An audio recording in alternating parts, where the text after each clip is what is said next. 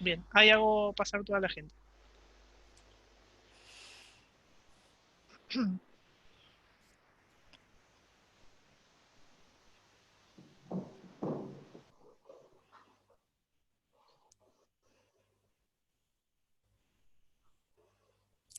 Hola, buenas tardes a todos. Bienvenidos. Gracias por conectarse tan puntualmente.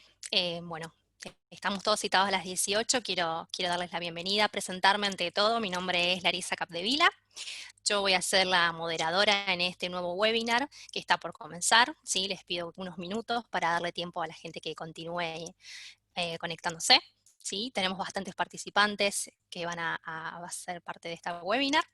El día de hoy en esta actividad me va a estar acompañando también la profesora Fernanda Méndez. Fernanda es coordinadora académica de la Maestría de Ciencia de Datos de la Facultad de Ingeniería de la Universidad Austral, concretamente. Esta maestría hace 15 años que se dicta en Buenos Aires y como novedad este año vamos a traer la primera edición en formato regional e intensivo. Les sigo pidiendo por favor unos minutos para que se sumen los participantes y también les cuento sobre esta actividad que a quienes se sumen por primera vez o han participado anteriormente de algunas de las webinars que venimos haciendo, esta ya es la quinta que realizamos.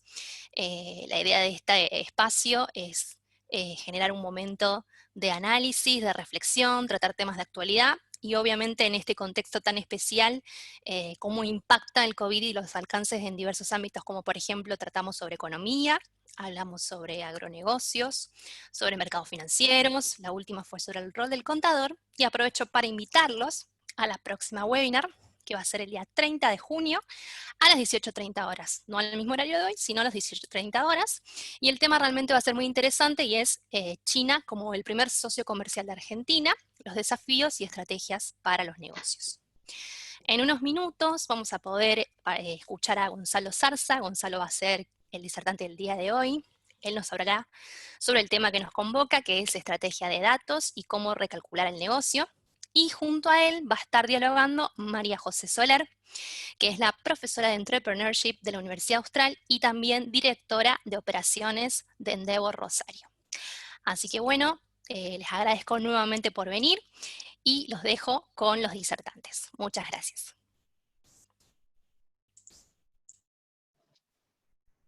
Muchas gracias, Lara, por la presentación. Buenas tardes a todos y bienvenidos a esta nueva edición del webinar de la Universidad Austral, esta vez en conjunto con Endeavor. Y les voy a presentar ahora a nuestro speaker del día de hoy, que es Gonzalo Zarza. Gonzalo es doctor en computación de altas prestaciones por la Universidad Autónoma de Barcelona y coautor del libro La ingeniería del Big Data, cómo trabajar con datos. Posee una amplia trayectoria como investigador y divulgador científico en los campos de la tolerancia a fallos y sistemas de cómputos de altas prestaciones. En 2012 se unió a Globant, donde actualmente se desempeña como director de tecnología en los estudios de Data y Analytics y Artificial Intelligence, con foco en ingeniería y estrategia de datos. Gonzalo es el líder a nivel global de la práctica de arquitectura de datos en Globant, liderando un equipo de más de 200 profesionales altamente especializados en Europa, Estados Unidos, Latinoamérica y Asia. En el ámbito académico, Gonzalo se ha desempeñado como docente en la Escuela de Ingeniería de la UAP por más de 5 años, donde ha dictado cursos de grado y posgrado sobre arquitectura de computadoras y sistemas operativos, modelado y simulación y arquitecturas de computadoras paralelas. De 2006 imparte también clases en las maestrías de Dirección e Información y en Informática de Comunicaciones en la Escuela de Negocios de la UADE. Y recuerden que ustedes pueden estar haciendo preguntas a Gonzalo a lo largo de todo este webinar, las pueden poner en el chat y nosotros se las vamos a estar acercando a Gonzalo en algún momento para que las puedan ir contestando. Bueno, Gonzalo, en tu libro mencionás que la ingeniería de Big Data es un vehículo para implementar un paradigma data-driven o de toma de decisiones basadas en datos. ¿Qué implica eso realmente para las compañías? Buenas tardes, ¿qué tal? Gracias, Majo, por la invitación antes que nada. Buenísima pregunta. La realidad es que a lo que apuntamos con esa frase en el libro es a tratar de entender y separar lo que es ingeniería de la parte muy técnica y pensarlo desde una perspectiva de cómo podemos aprovechar los datos que hoy por hoy, independientemente del contexto actual, ¿no?, de pandemia, están más disponibles que nunca. O es más fácil que nunca si se quiere conseguir datos para poder ayudar al negocio a tomar decisiones y decisiones informadas, de forma de poder hacerlo crecer de una forma eficiente y de una forma muy, muy valiosa para el negocio. Eso es un poco la idea de la charla de hoy. También una de las cosas que quería comentarles es, Buenísimo. siéntanse libres de hacer las preguntas que quieran. Voy a tratar de enfocarlo mucho a negocio, porque es el contexto de las charlas y del ciclo, pero si quieren que entremos a algo técnico, ningún problema. Con mucho gusto saco mi costado ingenieril y nos ponemos a charlar de lo técnico.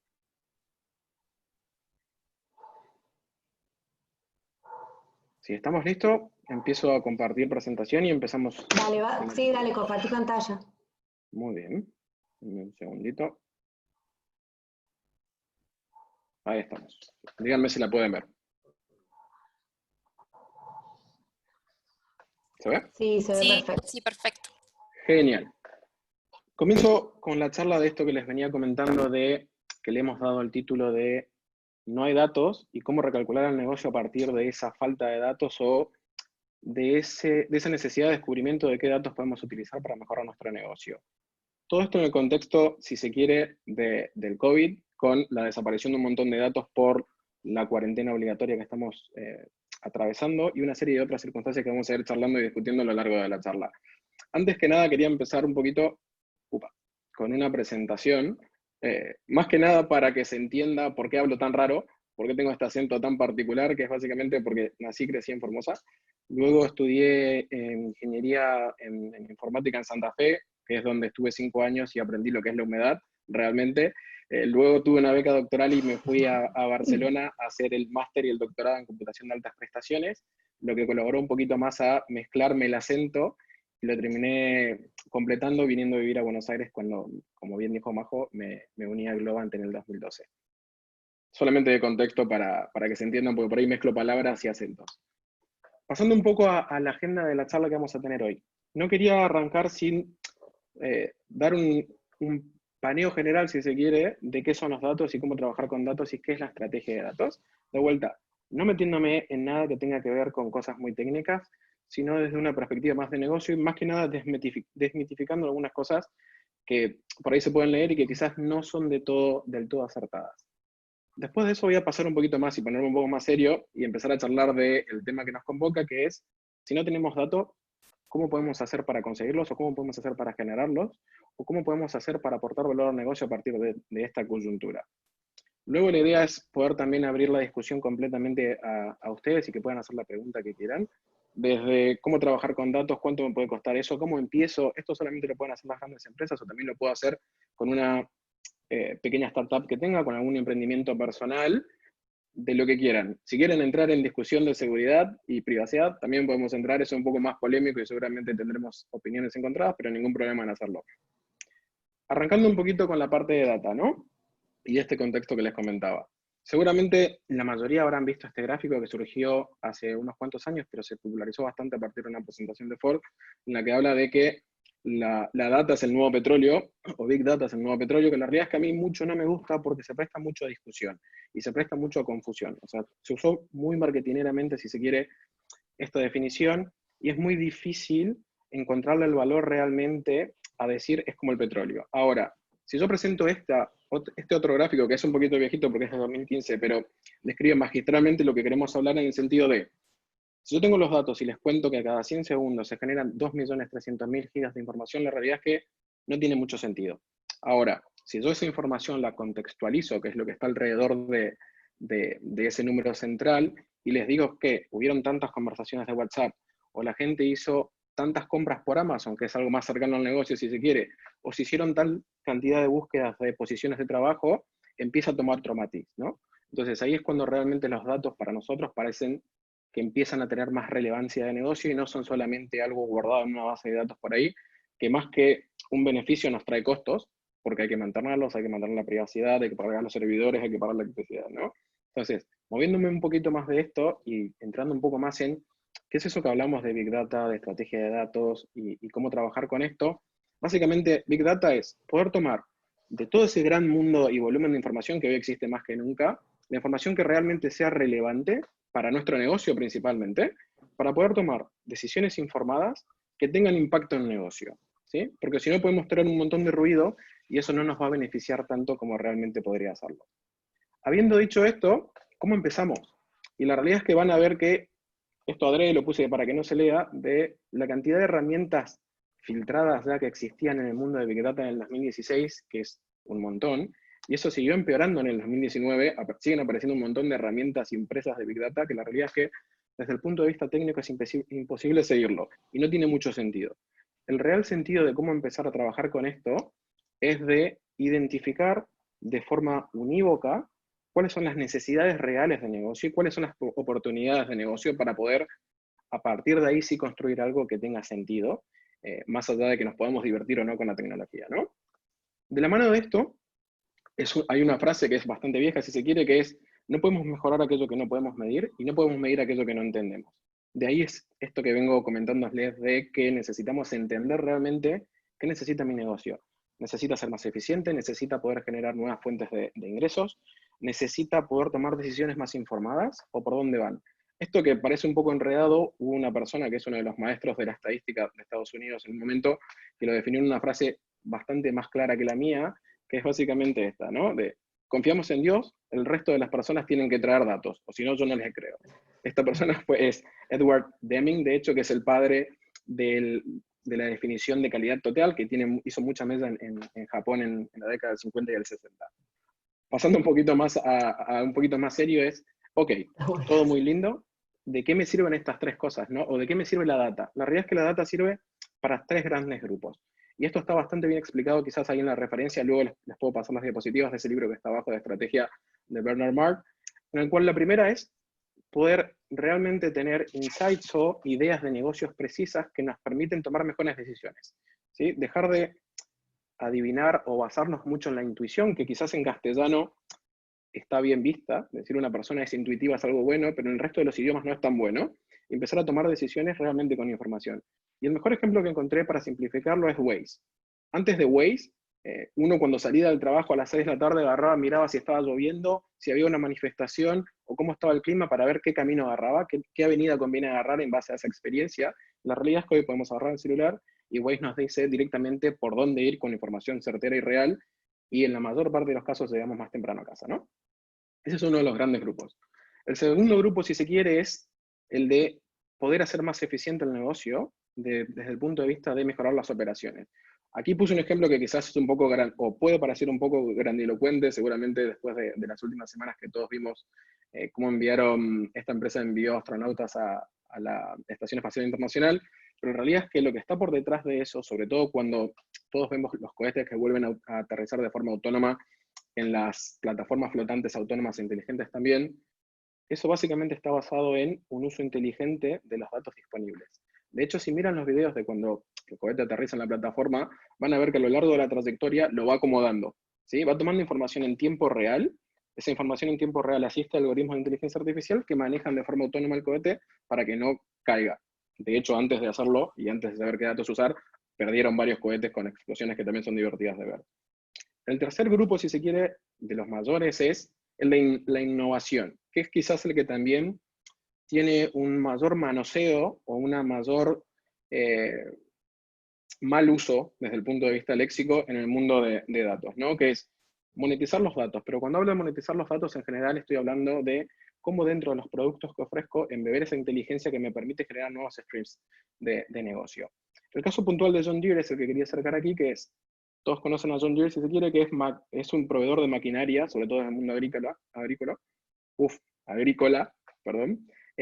que lo que hace es, toma información en tiempo real de esa maquinaria para atacar los dos puntos anteriores, de insights y de eficiencia, si se quiere, para mantenimiento preventivo, pero a la vez utilicen la información de uso de esa maquinaria, de cómo, cuándo, por qué, en qué zona geográfica y demás, para poder ofrecer como un producto al mundo agrícola información sobre, según dónde estemos, cuándo conviene cosechar y cuándo conviene sembrar, ¿sí? Cuándo conviene fumigar o cuándo conviene hacer una serie de cosas en base a una serie de variables.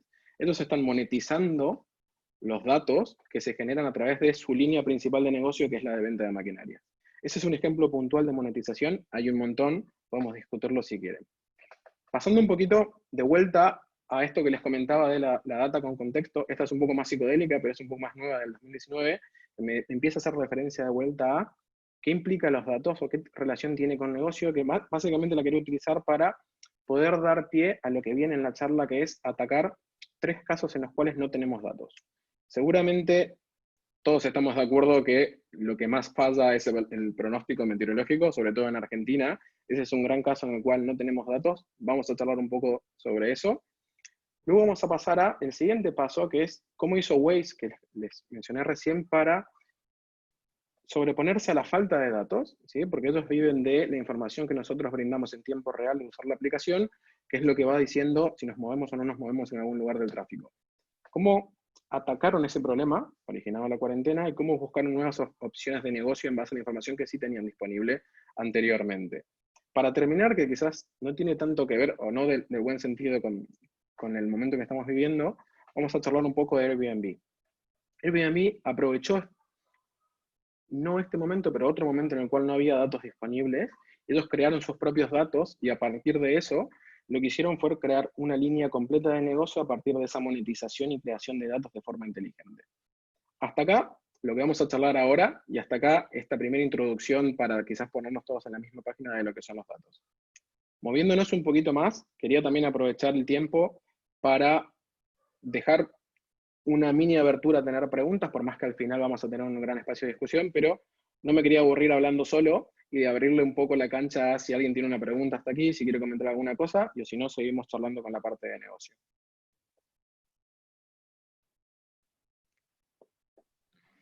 Gonzalo, si me permitís, soy Fernanda Méndez, te haría por ahí Adelante. algunas preguntitas, puede ser. Claro. Bueno, por ahí también pensando un poco en la maestría que nosotros tenemos en la facultad, la maestría en ciencia de datos, me gustaría por ahí saber, en función de tu experiencia, qué perfil tienen generalmente las personas que trabajan en este área o que trabajan en el área de data science o que trabajan con datos. Perfecto. Gran pregunta, y diría que es de las más difíciles de responder en una parte, porque la respuesta es lo más inesperado del mundo. La realidad es que hoy por hoy todo el mundo puede trabajar con datos. ¿Qué perfiles son los que fuimos viendo desde un tiempo a esta parte? Durante los últimos años, si se quiere, gran parte de la gente que trabajaba con datos venía del mundo académico. Hay mucha gente con doctorado, con maestrías puntuales, matemáticos, estadísticos, actuarios, que se volcaron al mundo de datos. Esa fue la primera oleada. Pero de un tiempo a esta parte, el mundo de datos, con la cantidad de herramientas que hay, como les comenté, y con la cantidad de capacitaciones, incluso carreras, como bien mencionabas, que están disponibles, se empezó a abrir un poco más. Hoy por hoy, todas las carreras de ingeniería diría que están capacitadas para trabajar en datos. Todo lo que es el mundo informático también. Y aunque uno no lo crea, el mundo de diseño también se volcó mucho hacia esto, porque todo esto que hacemos y todo esto que les comentaba, si no tiene una visión y una perspectiva de producto, pasa a ser muy tecnológico. Entonces, toda esa conjunción de perfiles, bastante variopintos si se quiere, es lo que diría que enriquece el trabajo de datos, y es lo que, por lo menos desde nuestra experiencia laboral, y por ahí hablo puntualmente de Globan porque es donde estoy trabajando ahora, enriquece el trabajo de punta a punta. Dentro del mundo del continuo de datos, si se quiere, que después podemos charlar más en profundidad, se necesitan todos los perfiles. Se necesita conocimiento de industria para poder saber qué genera una diferencia, porque, por ejemplo, yo con mi background que tengo de ingeniería y del doctorado, quizás no sé qué es lo mejor para la logística. Sí puedo ofrecer ciertas soluciones desde el punto de vista de insights y de analítica, pero si yo no puedo trabajar en conjunto con una persona de logística que entienda el dominio, pero que a la vez podamos hablar un lenguaje más o menos común, no tiene mucho sentido lo que puedo ofrecer. Entonces, va un poco por ahí. Muchas gracias. Gracias. Creo que hay alguna otra pregunta. Sí, Gonzalo, acá nos preguntan, Dígame. digamos, una maestría, una persona que venga del palo de negocios como un contador. Creo que un poquito lo contestaste recién, pero bueno, acá concretamente hay un contador, parece que está consultando. Tranquilamente. De hecho, en el equipo de Globan tenemos contadores que se han volcado, si se quiere, un poco más a la parte computacional, ¿no? O sea, un poco más a algunas herramientas. Hay muchos contadores que o lo planteo de otra forma. Dentro de Big Data hay muchas soluciones que se basan a formas que no creerían en usar Excel, porque Excel básicamente se usa para tener insights, si se quiere. Después, cuando necesitamos sacar volumen, sí podemos hacer otras implementaciones. Contadores tenemos un montón, actuarios tenemos un montón también, que es un área similar o parecida. Hemos tenido gente que ha venido también con trasfondos de administración de empresas, de ahí hasta biólogos, astrofísicos, y bastante mezcladitos el ecosistema de personas que tenemos, si se quiere. Pero sí, cualquier persona que tenga ganas de entender por qué funcionan las cosas y que no le tenga, si se quiere, tanto miedo o idea a algunas cosas técnicas, porque hay algunas cosas que son un poquito más técnicas que requerirán quizás programar en R, que es un lenguaje estadístico, quizás tocar un poquito más de Python, o quizás usar algunas de las otras herramientas. Más allá de ese miedo, todos los perfiles son bienvenidos y los tenemos. Bueno, y también Adrián nos pregunta, ¿cómo sé que un dato pasó a ser viejo o desactualizado? Es decir, ¿cómo evito tomar decisiones o estrategias sobre datos equivocados? Otra gran pregunta. No es fácil. Diría que no hay datos viejos, sino datos que van pasando a perder contextualización. Uno de los grandes problemas que se tuvo durante mucho tiempo en el mundo de datos es que se volcaban un montón de datos a lo tonto, a lo pavote, hablando mal y pronto en Argentina, sin la metadata suficiente como para entender eso, ¿no? De quién generó este dato, cuándo se generó, de dónde viene, porque esa información es la que luego me permite entender qué tan creíble es el dato. Que un dato sea viejo no significa que no es útil. Lo vamos a ver, si se quiere, después en la charla de Waze, en la cual ellos, utilizando datos históricos, porque ahora no tienen datos disponibles porque la gente está en su casa y no maneja prácticamente, se apoyan en esos datos históricos que no los estaban utilizando tanto para crear nuevos productos. Entonces, no deja de tener sentido si el contexto lo avala, pero sí necesito poder entender cuándo se generó, o sea, tener una trazabilidad o un linaje del dato, si se quiere, que es un tópico súper importante hoy por hoy. Bien, Gonzalo, aquí Hernán nos consulta.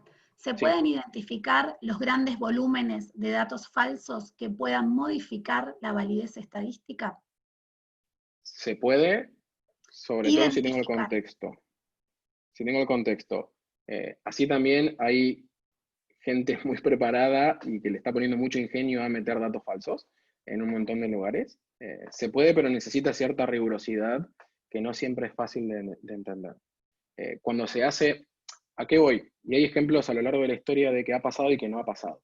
Por ejemplo, hemos tardado un montón de tiempo en entender que existía el agujero de la capa de ozono, porque algunos datos pensábamos que estaban mal, porque no podían haber tan poco nivel de ozono en algunos lugares y los descartábamos por falta de contexto. Entonces, al revés también puede pasar. Se necesita cierta rigurosidad en el análisis, más cercana, si se quiere, al método científico, que es algo que no todas las empresas que trabajan con datos lo tienen, que también vale la pena decirlo. ¿Se puede? ¿Sí? ¿Es fácil? No, no es fácil. Bueno, y por último, Federico nos pregunta si se puede trabajar con datos, con las herramientas que se enseñan en los MOOC, como edX, Coursera y otros. Totalmente, 100%.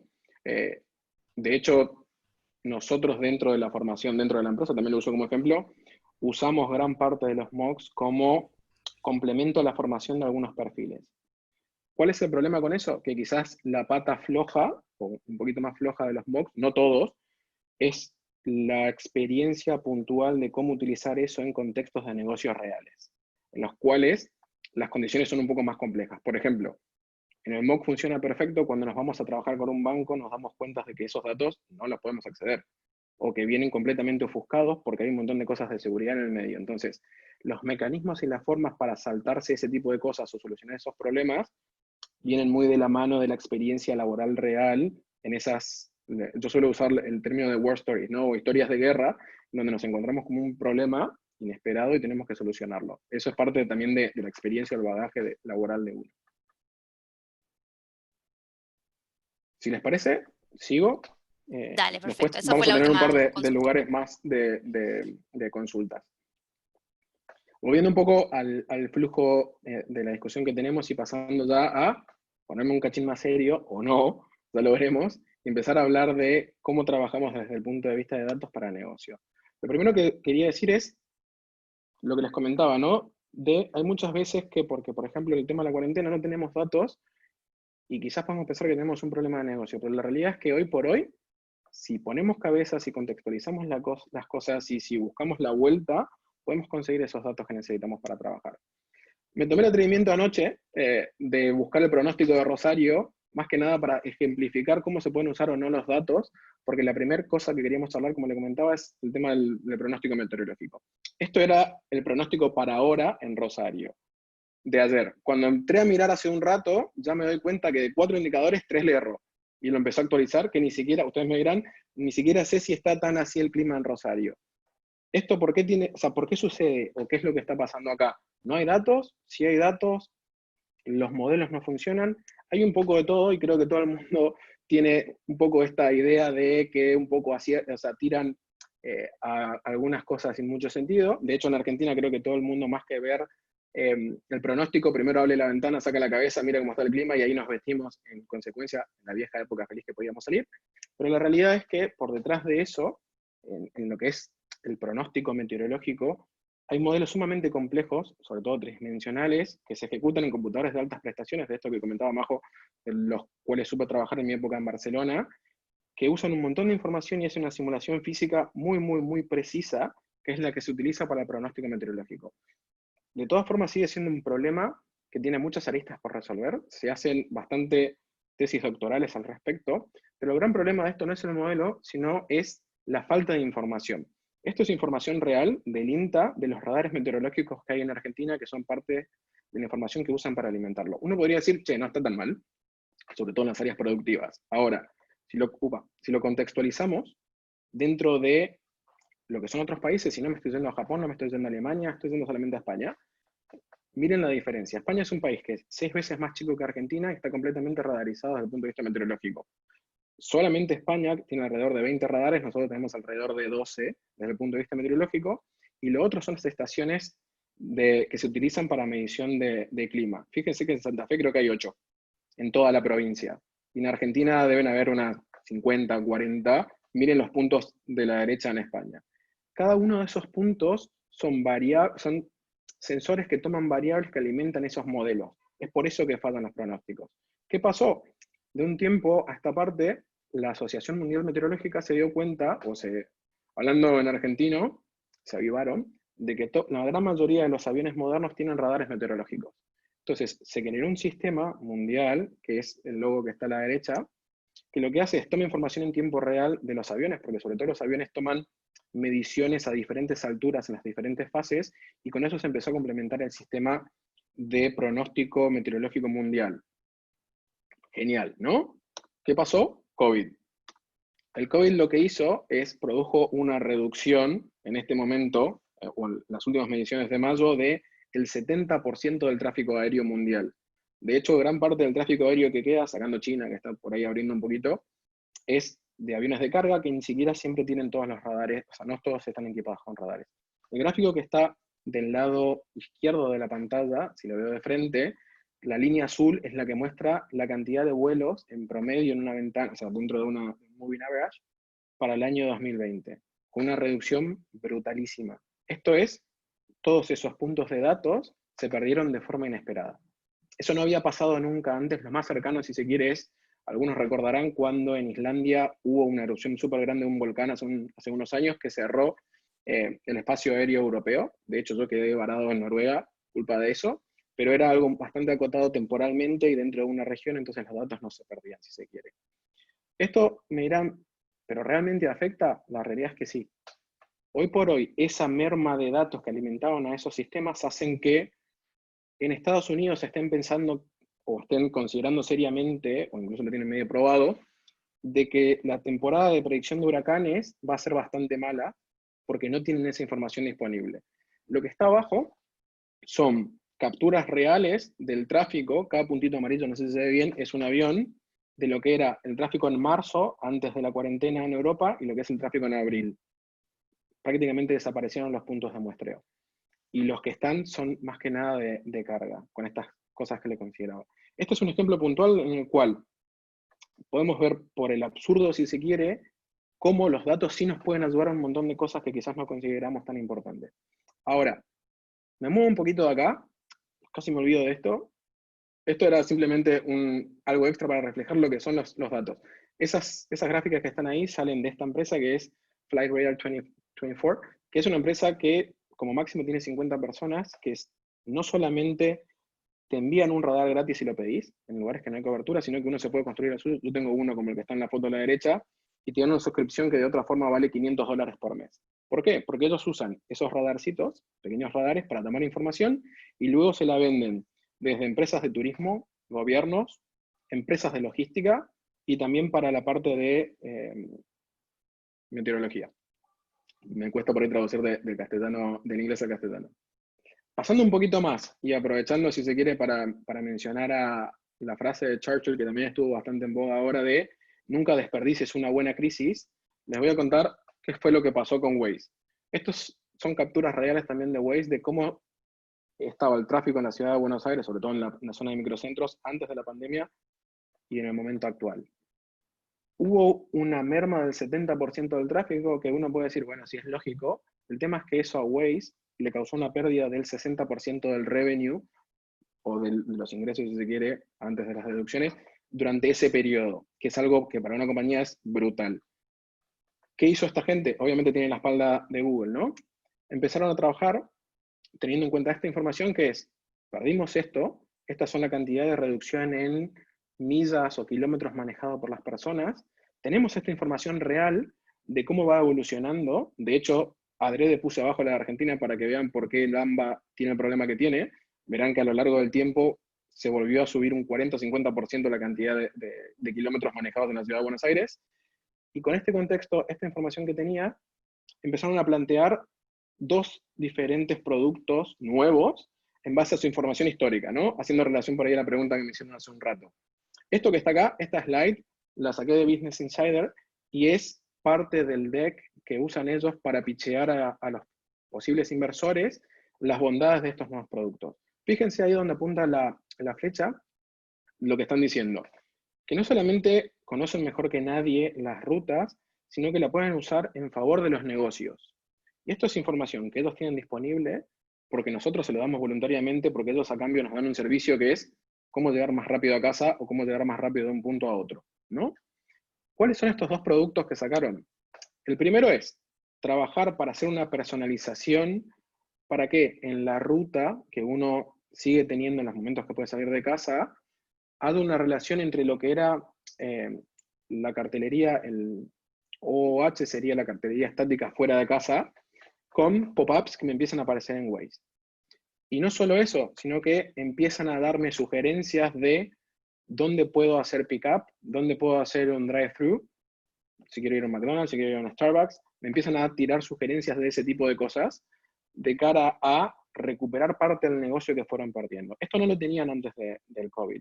Aprovecharon los datos históricos, se acomodaron a la situación actual de falta de datos, pero usando nuevos datos, o viejos datos si se quieren, para hacer ese tipo de análisis.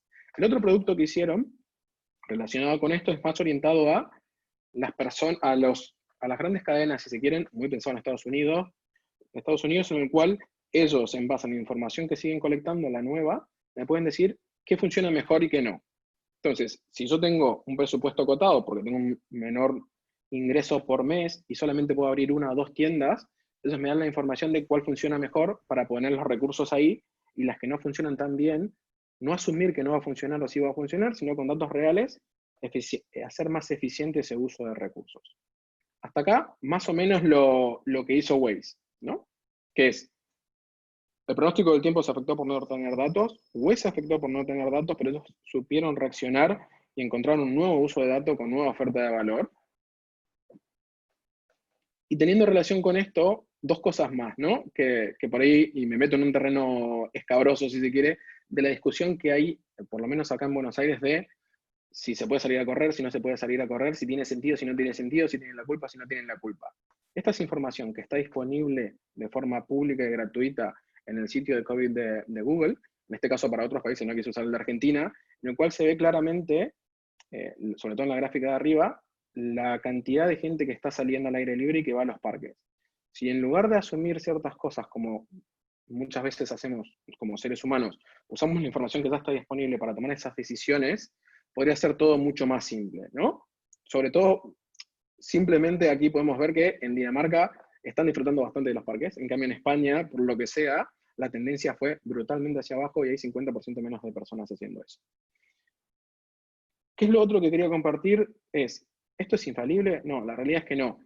Y uno de los grandes ejemplos fue algo que pasó hace relativamente poco, de que una persona en la Alemania se dedicó a hackear a Google, por no usar otra palabra un poco más fuerte. ¿Qué fue lo que hizo? Salió con un carrito, con 90 celulares, y fue a paso de hombre y se quedó parado un rato. ¿Para qué? Para alterar los datos de Google Maps. Peor aún, lo hizo enfrente a las oficinas de Google en Berlín. Básicamente simuló un embotellamiento de tráfico usando inteligentemente esos 90 teléfonos que compró de segunda mano, los puso en un carrito y lo dejó parado ahí. La respuesta de Google también fue genial, de decir, mala nuestra, aprendimos a diferenciar cómo caminar, cómo andar en bicicleta, cómo andar en motocicletas, pero nunca pensamos que alguien iba a venir con un carrito y nos iba a hackear. Bien por vos. Ahí se dan cuenta de cómo, entendiendo los datos, de un lado o del otro, desde negocio, disponibilidad o faltante, puedo lograr un montón de cosas en muy poco tiempo. El último ejemplo, si se quiere, antes de pasar a una discusión más amplia y también cortar un poquito para charlar un montón de cosas, es, hablamos de falta de datos, hablamos de falta de datos y transformación, ahora vamos a hablar un poco de Airbnb, que aprovechó la falta de datos para hacerse el rey de la parte del negocio hotelero, si se quiere hoy por hoy, poniendo en jaque un montón de cadenas de hoteles. Con el COVID, el negocio se le frustró un poquito. ¿Qué hizo Airbnb o qué facilitó? Básicamente lo que hizo es que sea fácil para todo el mundo compartir espacios. Y eso orientado mucho sobre todo a mercados emergentes. Genial, muy bien. ¿Qué implica esto? Lo que implica es que ellos tomaron información de capacidad ociosa, que anteriormente nadie podía aprovechar, y los hicieron cuantificables. Ellos lograron que nuestras casas sean fáciles de medir, y si yo las puedo medir, las puedo ofertar. Entonces, una cama, un espejo, si tengo aire acondicionado, si no tengo aire acondicionado, y una serie de otras variables que nosotros las asociábamos mucho con hoteles, ellos lo hicieron cuantificables, disponibilizaron esa información y la monetizaron. Eso es aprovechamiento de un vacío que había, porque antes a nadie se le había ocurrido, o nadie lo había logrado hacer, medir lo que no era medible y ponerlo a disposición. Eso es un aprovechamiento inteligente de los datos en los cuales ellos se hicieron de datos para poder atacar una necesidad de negocio puntual, sobre todo orientado a los países emergentes, que es donde mejor funciona, ¿no? ¿Pero esto funciona también? Sí, funciona muy bien. El gráfico que está a la derecha, que es hasta el 2015, tiene un muestreo de la cantidad o el crecimiento, si se quiere, de Airbnb en una serie de lugares. Fíjense lo que es Nueva York y las otras ciudades de Estados Unidos. En Argentina, de un tiempo a esta parte, hubo un comportamiento bastante similar de multiplicación de oferta por un montón de cosas. Lo que está más a la izquierda, si se quiere, es el posicionamiento que tiene Airbnb, en el cual apunta tanto a aprovechar la personalización, ¿sí? Porque nuestras casas son personalizadas y probablemente haya gente que tenga algún gusto similar u otra no, pero a la vez también es aprovechar la estandarización de datos, que es algo que casi siempre lo vemos como algo viejo, pero la realidad es que no. Ellos lograron estandarizarlo de una forma que sea usable para lograr luego una personalización. Lograron conectar con las emociones desde lo personal y conectar con la eficiencia desde la estandarización. Ese modelo fue magistral. Ahora están teniendo una serie de problemas similares a la de Waze. De hecho, tuvieron que reducir su plantilla de una forma brutal, básicamente por falta de negocio, ¿no? Pero bueno, eso es una discusión completamente desconexa y aparte, o no desconexa, pero que no tiene que ver mucho con la data.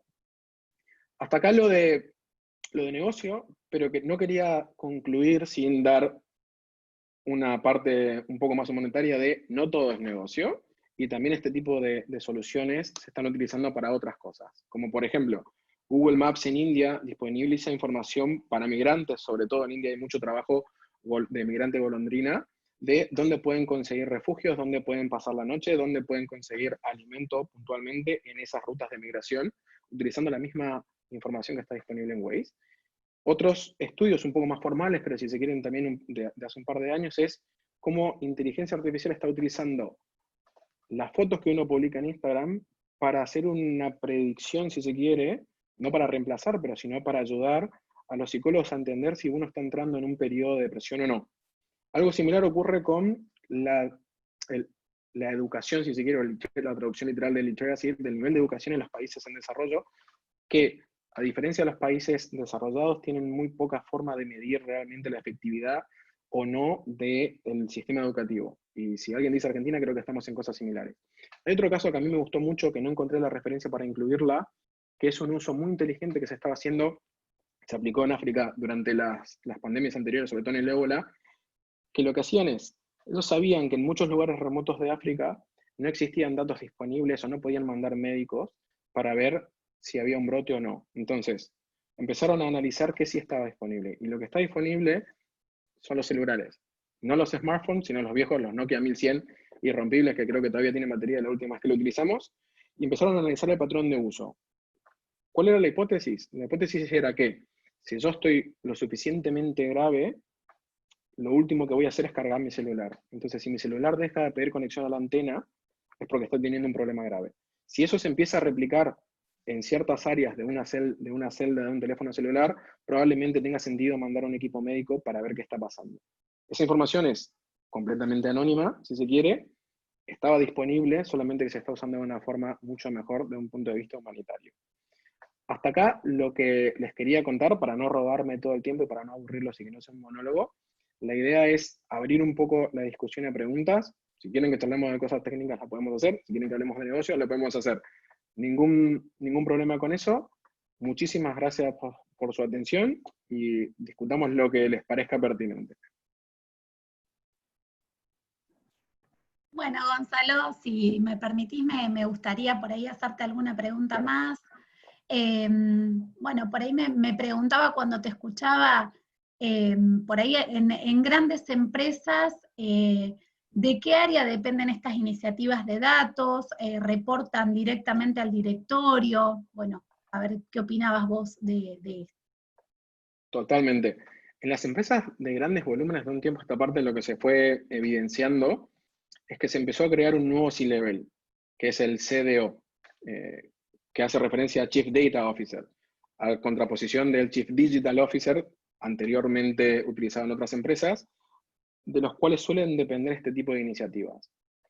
Esa persona, el CDO o el nuevo CDO, hoy por hoy reporta directamente al CEO de la compañía. Antes, o durante la transición anterior, reportaba a el Chief Financial Officer. ¿Por qué? Porque toda la parte más de datos, si se quiere, estaba más asociado con el área de finanzas, con el área de eficiencia de procesos, pero no tanto con cómo poder aprovechar los datos en esta tercera línea que les comentaba de monetizarlo. Cuando eso empezó a ser más evidente, como en el caso de John Deere, por ejemplo, que en John Deere dependía del CFO, ¿por qué? Porque a ellos les servía esa información para abastecer el stock en las regiones remotas, si se quiere, sobre todo de minería o de otro tipo de cosas, para tener el stock suficiente, ¿no? Que es eficiencia de procesos y de logística. Cuando entonces empezaron a vender suscripciones de dar información de cuándo cosechar, cómo cosechar y qué hacer al agro, eso pasó a ser una unidad de negocio diferente, entonces empezó a reportar también al CEO. Eso es algo que se fue evidenciando en los últimos años.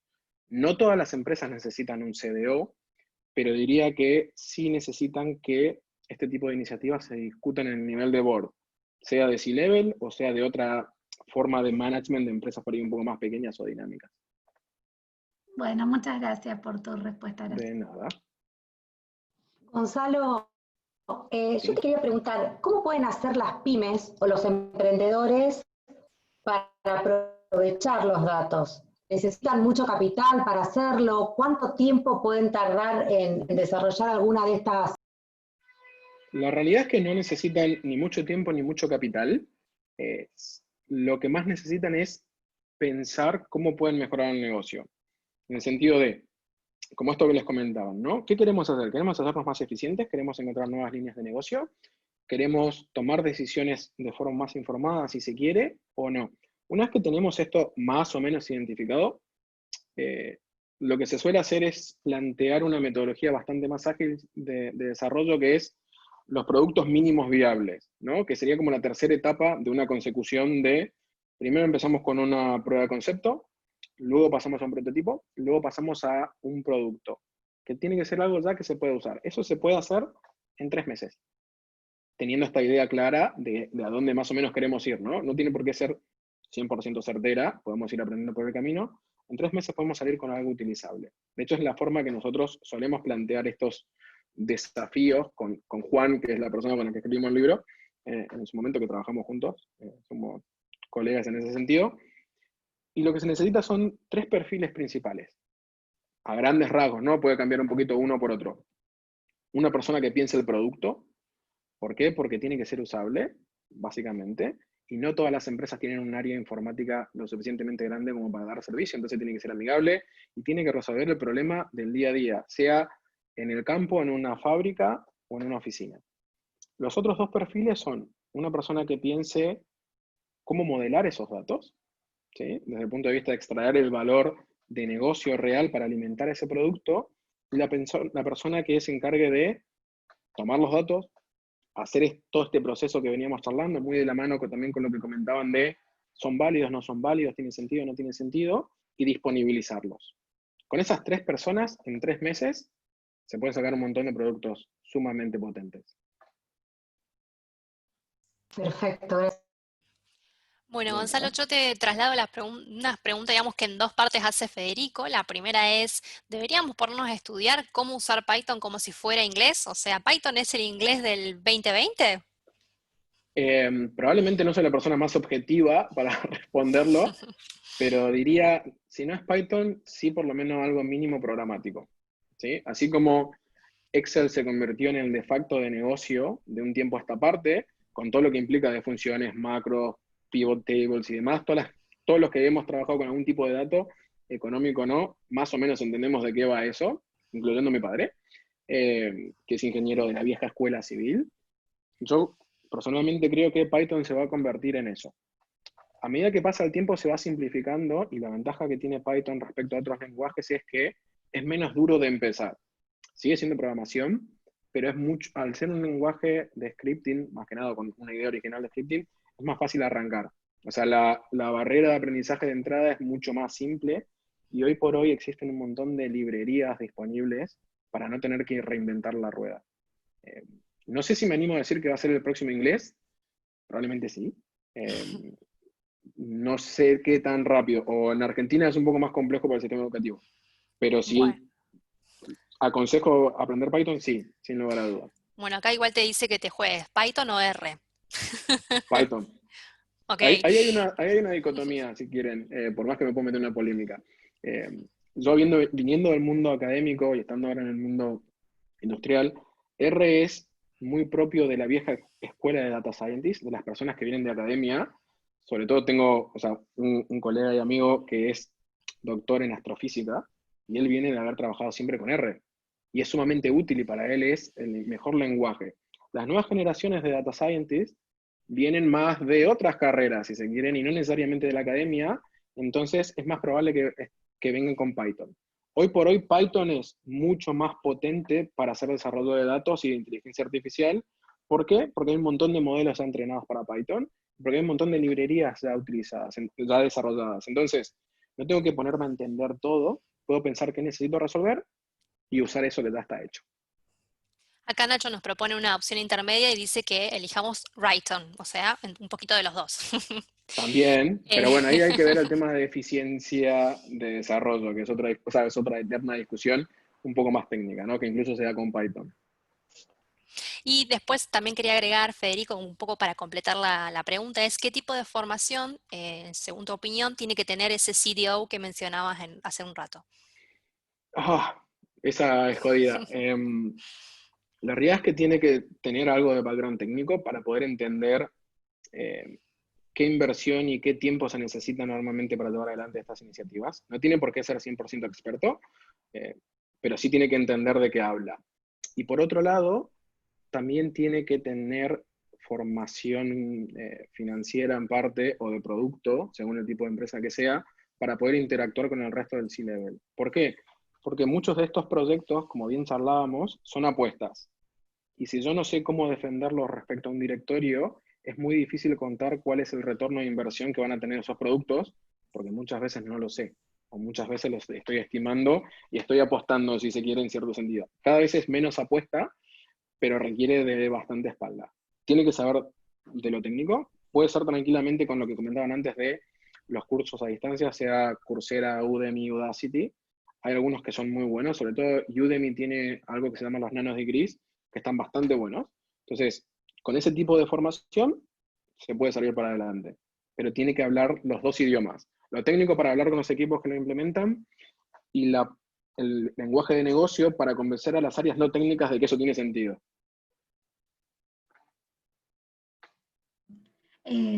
Gracias. Tengo otra pregunta para leerte, Gonzalo. Aquí Luz nos pregunta, ¿en qué base de datos me conviene centrarme para aprovechar los datos si trabajo con el campo? ¿En qué base de datos como tecnología? Si es como tecnología, mi recomendación siempre es, por más de venir del área de tecnología, es pensar qué quiero resolver. Porque no hay una sola respuesta para el campo. Puede ser, si necesito hacer información transaccional es una cosa, entonces los sistemas tradicionales de warehouse me sirven súper bien, no son obsoletos ni mucho menos. Ahora, si estoy tomando información de diferentes sensores con diferentes formatos y diferente frecuencia de arribo, quizás tendría que ir hacia alguna base de datos no relacional. Ahora, ahí también hay un montón de cosas a resolver, por eso hablaba de negocio. ¿Por qué? Porque si yo lo que yo quiero, por ejemplo, es estar tomando información de los sistemas de riego, por decirlo de alguna forma, de humedad, eso va a tener una tasa de escritura muy alta. Entonces hay soluciones específicas para eso. Ahora, si es desde el campo, desde el punto de vista más operativo, eso no me interesa tanto y hay otras soluciones más simples o más económicas. Por eso siempre hablamos de pensar que necesitamos desde negocio y de ahí ir para atrás hacia tecnología, que es lo último y tenemos más opciones.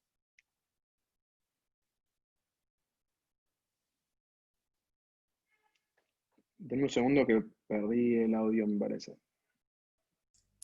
Perdón, yo tenía el micrófono cerrado, perdón. Quiero hacer muchas cosas, multitasking. ¿En qué base de datos, me preguntan acá, me conviene centrarme para aprovechar los datos si trabajo... perdón, volví a preguntarlo de Luz. Okay. Perdón. Digo la de Diego. ¿Cuál sería un roadmap sugerido para llegar a ser data scientist desde cero? Buena pregunta. Sin lugar a dudas necesitas entender un poco de estadística básica, porque lo vas a necesitar. Lo siguiente que dirían, como bien comentaban por ahí, es estudiar Python. Pero antes que nada, quizás como sugerencia, hay un curso gratuito en Coursera, que es el de Machine Learning de Andrew Ng, que es NG, impronunciable para nosotros. Te recomendaría hacerlo. ¿Por qué? Porque es un paneo bastante grande de lo que va a ser tu vida como data scientist. Y si te gusta eso, podemos charlar, si querés escribirme, y charlamos de cómo seguir. ¿Por qué lo sugiero? Porque hay muchas veces que cuando uno empieza a hacer ese curso se da cuenta de que quizás no es necesariamente data science lo que uno quiere hacer, sino es otra vertiente dentro del mundo de data, que hay bastantes sabores dentro de lo que nosotros conocemos o llamamos el continuo de la ingeniería de datos, ¿no? Que abarca desde los tradicionales perfiles de Business Intelligence, que fueron cambiando un poco hacia integración de datos, visualización de datos para Big Data, Data Science, Data Architecture. Empezaron a surgir otros nombres como Machine Learning Engineer, que también quizás sea para ese lado el que te interesa ir, y no tanto para el lado de modelado estadístico avanzado, que es súper interesante, pero complejo. Mi sugerencia es esa. Eso es una prueba gratuita rápida de un curso dictado por una de las personas que probablemente sea de las que más sepan en el área, y una didáctica magistral, y te da un paneo. Arrancá por ahí, como sugerencia. Luego, si te gustó, buscate lo que comentaba por ahí. Estoy pensando en opciones de cuarentena, ¿no? Desde casa. Los nanodegrees de Udacity, sin lugar a dudas. Y después mi sugerencia también es, hay un montón de carreras o de oferta, como por ejemplo la del Austral, que te dan un paneo bastante rápido o te generan la cuadrícula de conocimiento necesario para arrancar. Obviamente que desde esos puntos de la cuadrícula a el dominio de negocio, a cómo funciona eso en una empresa, a los que vengan del mundo informático o más de desarrollo, sabrán que nosotros nos movemos en base a una dinámica de agilidad muy particular, de dailies, weeklies, grooming y demás. Es muy complejo en una reunión de ese estilo contar qué uno estuvo haciendo desde el punto de vista de datos, porque hay veces que lo único que puede decir es, me estuve peleando con la fuente de datos, no entiendo qué hay, los números son un desastre, Entonces, todo ese tipo de cosas, de cómo plantearlo, cómo saber cuándo dejar de investigar tal o cual cosa, es propia de la experiencia laboral. Arranquen, si se quiere, con un máster, complementenlo con una pasantía fuerte, si se quiere, o con experiencia laboral.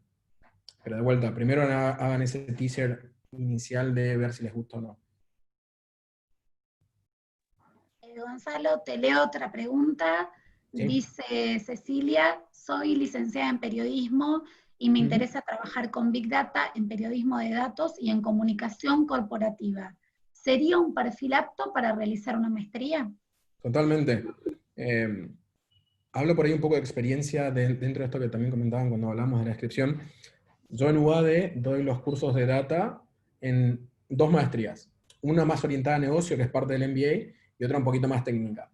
En esos dos módulos o 2 asignaturas de Big Data he tenido periodistas, sindicalistas, bibliotecarios, abogados, gente de recursos humanos, y si hay disposición y ganas, se puede. Obviamente que por ahí es un poco más lejano y más complejo, porque habrá que releer algunas cosas de base, ¿no?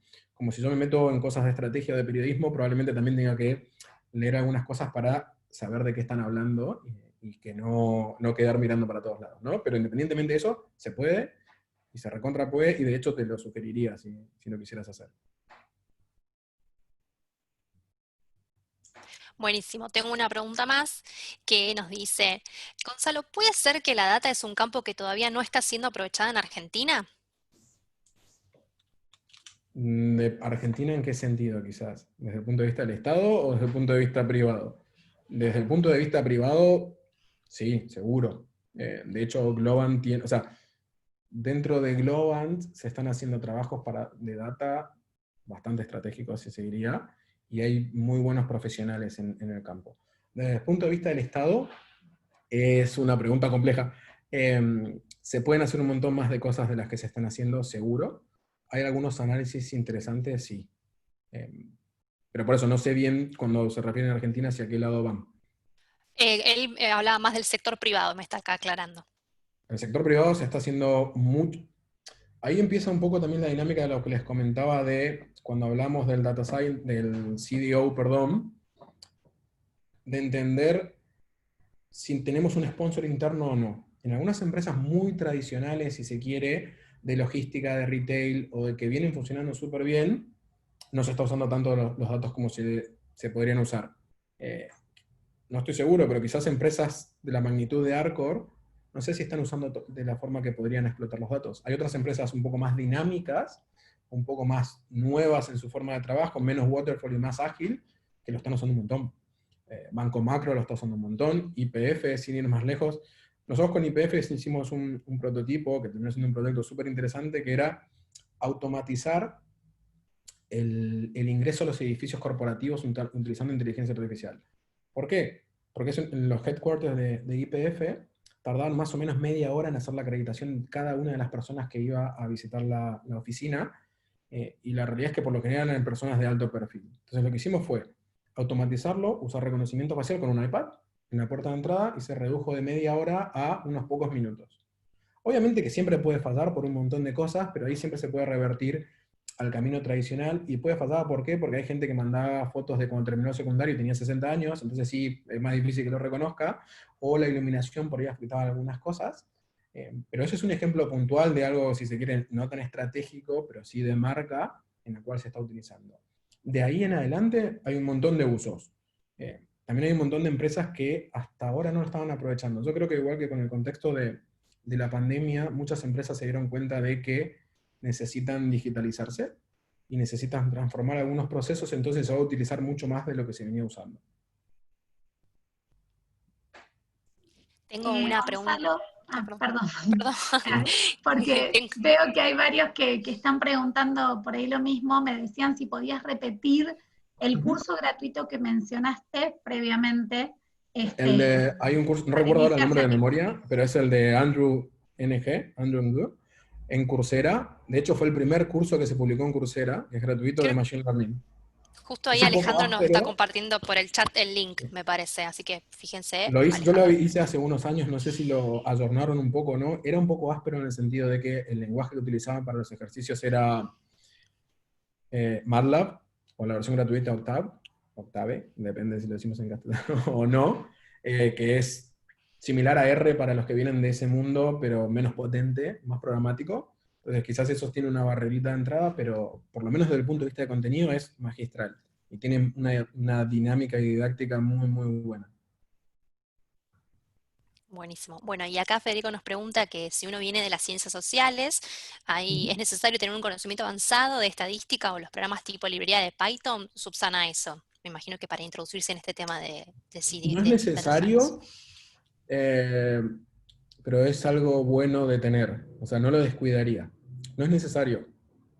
Pero sí que hay, cuando se empieza a poner más complejo, empezamos a hablar de modelos de regresión, de aproximación, de simulaciones, nunca viene mal, digamos. Pero no hace falta haber tenido una estadística dura en la universidad o en la formación para hacerlo, lejos de eso.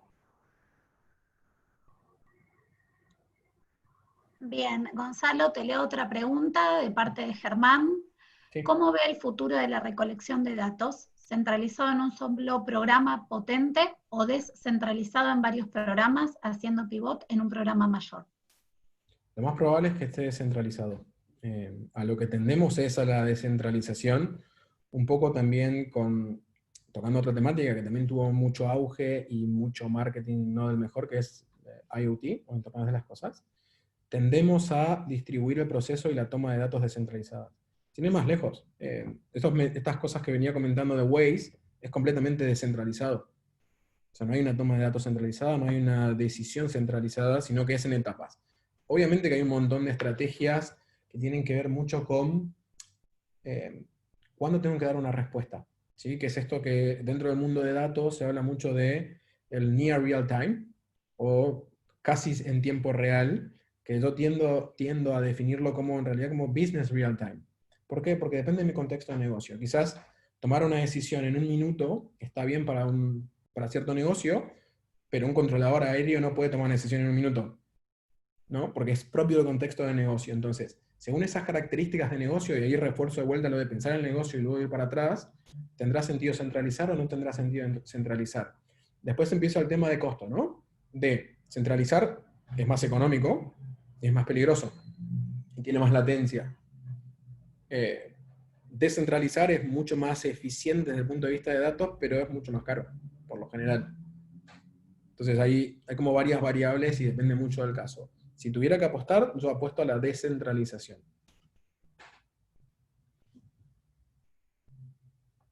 Nos pregunta, perdón, estaba conectando el micrófono. Saraí nos pregunta, en pro de la transformación digital de las organizaciones, ¿recomendarías empezar por aplicar data governance de lleno o enfocarse en la calidad de los datos existentes e ir impulsando el cambio? Tienen que ver una cosa con la otra, de hecho. Porque parte de lo que se busca con el governance es asegurar la calidad.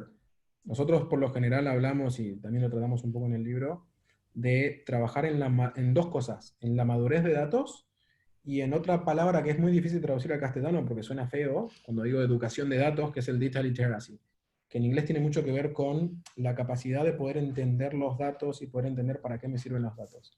Eso tiene que estar dentro de la organización. El ir creciendo en esas dos cosas en la organización va a ser consecuente con tener una mejor calidad de datos y tener un mejor gobierno de datos. Es muy difícil tener buena calidad de datos si no tengo un gobierno de datos, para ser honesto. Entonces, va muy de la mano. También hay que tener un poco de cuidado ahí, sobre todo con gobierno, porque hay un montón de ruido cuando se habla de data governance. Hay soluciones que dicen que hacen el data governance por un tema de marketing y negocio, pero no necesariamente, o data governance en algunos lugares implica una cosa, en otros lugares implica otra. Sin ir más lejos, GDPR puede ser data governance, o no, según el matiz con el que uno lo mire. Entonces, es un tema de leer y discernir, cuando se habla del governance, de cuál de todas las vertientes, si se quiere, se está hablando y cuál estamos tratando. Bien, una pregunta más, nos dice Federico, ¿se es viejo a los 50 años para empezar en el Big Data, en la programación, por ejemplo, aprender Python para scalping, si uno viene del ámbito de los negocios? No, cero. Es un tema de ganas y perseverancia.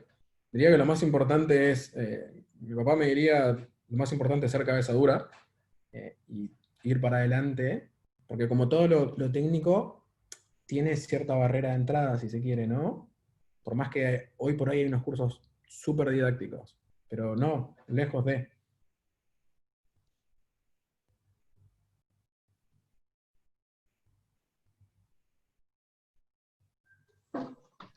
Gonzalo, yo te quería preguntar, ¿cómo se tratan los temas de seguridad y de privacidad de los datos? Se me cortó un poco porque creo que más o menos entendí que iba por el tema de seguridad y privacidad. Es súper complejo. Es súper complejo tratarlo y tocarlo porque también ahí hay mucho miedo por un lugar y hay cosas muy delicadas que no se tratan de la forma que se deberían tratar por otro lugar. El tema de seguridad y privacidad está mayormente regulado, de hecho en Argentina está bastante regulado, el problema es que no cumplimos, pero porque en general no cumplimos con ninguna regla de nada. Pero por ejemplo, GDPR, que es la norma europea, es súper interesante de verla en cuanto a seguridad y protección de datos, y tiene algunos matices que son súper interesantes, como que por ejemplo no solamente aplica a la Unión Europea, sino a los ciudadanos europeos, estén donde estén. Entonces, ese tipo de aristas son interesantes de verla. Es un tema que se presta mucho a polémica y es un tema a tener en cuenta cuando se hacen las instalaciones de Big Data o de datos en general. ¿Por qué? Porque tenemos que pensar algo que los ingenieros quizás sí, pero en otras áreas no se piensa, que es en la auditoría de los datos. En que se pueda ver qué se hace con los datos, que se pueda ver para qué se usan los datos y que yo pueda tener el derecho, igual que constitucionalmente, de pedir que se saquen mis datos de ahí. Entonces, cuando empezamos a meternos en un mundo más de procesamiento, de modelo y de inteligencia artificial, es muy difícil, si no lo diseñamos con cuidado, sacar un dato de un modelo. Porque me modificó un parámetro en algún lado que yo no sé, si no lo tengo cuidado, a dónde fue y hacia dónde se movió. Algunas personas dirán, bueno, pero eso no es un dato, es un resultado de la utilización del dato, y ahí empiezan los matices, ¿no? Que es donde empiezan las discusiones y los grises. Bueno, y Diego nos pregunta, ¿cómo usarías datos abiertos y privados para ayudar a un comercio pequeño, esto está muy bueno, en una ciudad pequeña? Hay un montón de formas. Hay un ejemplo súper interesante, y no tiene que ver con el sesgo que lo trabajamos nosotros. Si buscan en internet, en España, un proyecto que se llama Commerce 360 del BBVA, de lo que sería el Banco Francés en Argentina, lo que se hizo fue, el banco tenía un montón de datos que por normativa deberían mantener 10 años, y querían monetizarlo. ¿Por qué? Porque estaba haciendo más gasto que otra cosa. Entonces, se pensó en ayudar justamente a los pequeños negocios de pequeñas ciudades, brindándoles una plataforma que les permitiera tomar decisiones basadas en datos en base a esa información. Cuando uno contrataba el postnet, el punto de venta, digamos, tenía acceso a esa plataforma en que yo podía entrar y ver para mi negocio, para el segmento, obviamente anonimizado, agregado y demás, una serie de variables que me podrían ser relevantes. Por ejemplo, si estoy en un restaurante, o tengo un restaurante, podía ver en la zona cómo se mueven los flujos, si los lunes viene gente, si los miércoles no viene gente, qué tipo de gente viene, son jóvenes, no son jóvenes, vienen después del trabajo, no vienen después del trabajo, dónde viven, en el caso de que esté disponible, obviamente, para ver si tenía sentido hacer delivery o no. Hoy sería súper útil, ¿no? En este contexto actual. Eso estaba disponible como un producto desde una organización más grande que era un banco. Entonces, ¿ese tipo de cosas se pueden hacer? Sí. Y se pueden hacer un montón de otras cosas dependiendo de la vertical de negocio de ese pequeño comercio. Como mencionábamos bien, no hace falta ni mucha inversión ni mucho tiempo para poder aprovechar los datos. Hoy por hoy hay un montón de herramientas disponibles, hay un montón de cursos gratuitos o muy económicos también para hacer cosas, y hay un montón de datos abiertos para poder usar eso y para poder trabajar con eso.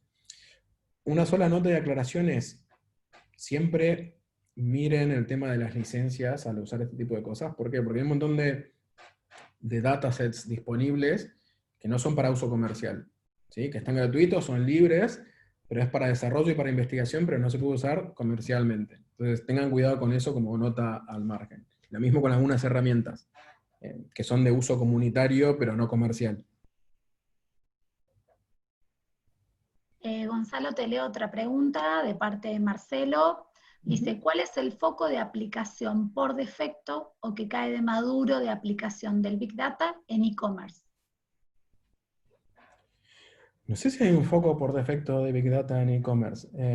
¿Por qué? Porque se puede usar de muchas formas. El ejemplo, si se quiere, más evidente, para no hacerlo tan argentino, es Amazon. Que Amazon lo usa desde para automatizar la logística en sus almacenes, en los warehouses, como se conoce en Estados Unidos, en las listas de recomendaciones, en el empaquetado de los productos. Por ahí habrán visto, los que tuvieron por ahí la oportunidad de viajar y comprar cosas. Yo cada vez que viajaba por trabajo aprovechaba para comprar un montón de cosas, ¿no? Tonterías, que no necesito. Muchas veces vienen unas cajas súper grandes con cosas muy pequeñas. Uno compró, no sé, los auriculares y me viene en una caja así de grandota. Eso tiene que ver con el uso inteligente de Big Data para el manejo de los tamaños de los paquetes para que sea más eficiente de meterlo en un avión. Entonces, ese espacio que uno piensa que se pierde, la realidad es que hace que el paquete no se mueva y que vengan en medidas estándar para que la distribución sea más eficiente. Entonces tenemos desde qué producto me recomiendan en base a mi perfil, cómo hacer que eso me llegue, a cómo hacer para tener el stock disponible de forma inteligente. Y entre medio, todos los grises que quieran. Desde venta, postventa, garantías, hay un montón de aristas disponibles en la parte de e-commerce. Bueno, y Federico nos pregunta si necesitas hardware bastante potente para trabajar en Big Data o se puede usar la nube. Cualquiera de las dos. La tendencia, de hecho, es a moverse a la nube. ¿Por qué? Porque es más simple. Es más simple y más económico, sin lugar a dudas. Se puede usar la nube, se puede usar alguna de las opciones gratuitas que hay en la nube, que es obviamente por un rango de tiempo o por un rango de procesamiento. Gran parte de las empresas más grandes del mundo, sacando las que dependen de regulaciones, como los bancos, por ejemplo, de protección de datos personales, se movieron a la nube. Y hay como dos vertientes de contratar servidores que uno virtualiza e instala como si tuviera los servidores físicos, o directamente usar alguno de los productos as a service que tienen las diferentes plataformas de cloud o de la nube. ¿Sí? Pero se puede usar y se usa completamente. Cada vez se usa menos lo físico. ¿Por qué? Porque muchas veces la factura de electricidad, sobre todo para la parte de refrigeración, es más cara que la máquina entera y es muchísimo presupuesto. Y sí, Federico, para ampliar un poquito más o puntualizar, Uh-huh. herramientas de Amazon, Google, Windows o Alibaba para Big Data. De Alibaba o de AliExpress no conozco mucho, porque la realidad es que no tuve la oportunidad de usarlo. Por el contexto laboral nos movemos más de este lado, de este hemisferio, entonces diría que hoy por hoy los tres grandes proveedores que son Azure de Microsoft, GCP de Google y AWS de Amazon, tienen características bastante parecidas, son las tres muy buenas, y las tres se pueden usar. Vería, por ejemplo, cuál te es más fácil desde un punto de vista hay universidades que tienen cierta free tier, se dice, o cierta relación con alguno de los proveedores. Por ejemplo, si usan Microsoft, tienen acceso de forma gratuita a Azure, entonces para ahí te conviene empezar por ahí, o GCP, o cada tanto aparecen en algunos cursos que uno hace que paga muy poco dinero, incluye X cantidad de tiempo de uso de Amazon o de los servicios de Amazon. Entonces, es más cuestión de eso que de potencialidad. Hoy por hoy las tres, para la mayor parte de los usos, están en un nivel bastante parecido. Bien, Gonzalo, Diego te había preguntado anteriormente cómo usarías datos abiertos y privados para ayudar en un comercio pequeño. Sí. Ahora a continuación, relacionada con esta pregunta, nos escribe, ¿qué herramientas y o capacitaciones sugerís como punto de partida para comenzar a desarrollar algo, bueno, relacionado a esta pregunta anterior de comercios pequeños en ciudades pequeñas? El tema es que me es muy difícil sugerir una herramienta si no sé qué problema quieren resolver. Herramientas hay un montón. Quizás una que les sugiero, que quizás le estoy errando por 2 planetas, es Google tiene dentro de su suite, así como tiene Google Docs, Spreadsheets y las diapositivas, que de hecho las usé para esto, hay una herramienta que se llama Data Studio, que permite hacer un manejo sencillo de datos de forma bastante más simple que con Excel o bastante más potente, que es un buen punto de partida si se quiere. De vuelta, hablando desde el desconocimiento total del contexto de negocio, porque después herramientas hay un montón de todos los colores, pero quizás Si les recomiendo una, es demasiado potente y demasiado compleja para lo que hay que resolver. Entonces, quizás arrancaría por lo más simple.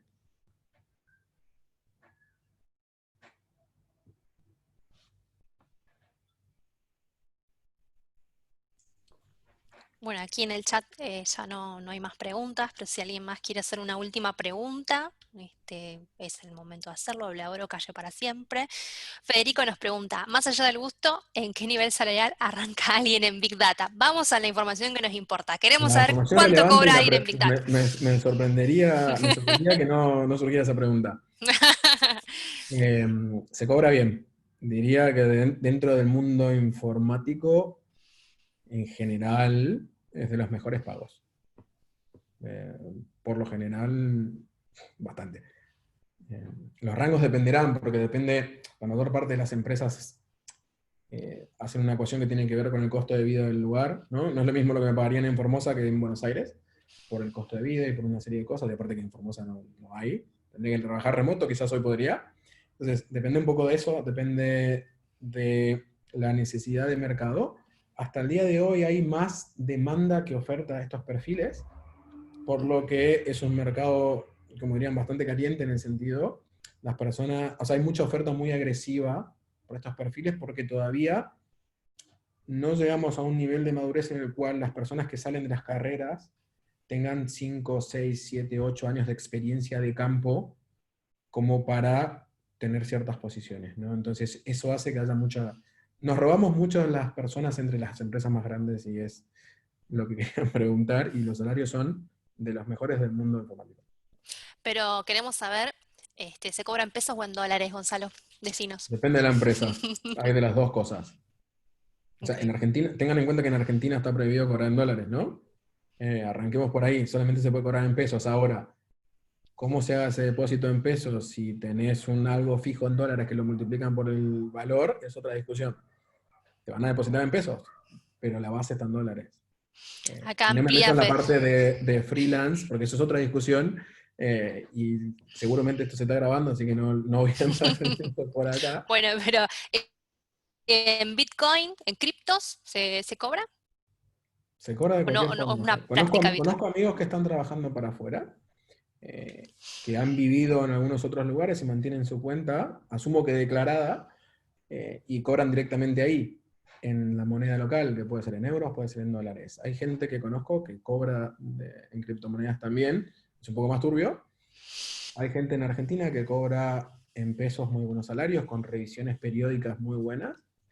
Hay gente que tiene su base dolarizada y también tiene otra tranquilidad. O sea, hay de todo, y como les comentaba de esto de que hay más demanda que oferta, suele haber bastante espacio para negociar. Bueno, creo que ya estamos, No así me que hagan bueno, decir cosas ilegales. esta última, bueno, pero esta última fue muy interesante, a ver, ya, la verdad que nos está marcando un camino muy interesante. Así que bueno, gracias a todos por sus preguntas. Bueno, muchas gracias Gonzalo por tu tiempo Por favor. y bueno, gracias a todos por participar y por sus preguntas también.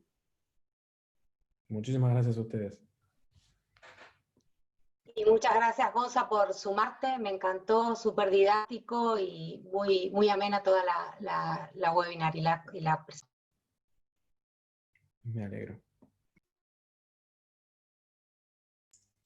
Bueno, ahora cierro yo, así que como empecé quiero cerrar y darles el agradecimiento a todos por haberse conectado, por escuchar a Gonzalo, por estar acá. Luego de esta webinar van a recibir un correo con el link de la grabación, así que si alguno se perdió alguna parte lo va a estar recibiendo un poco más tarde, pero lo va a recibir.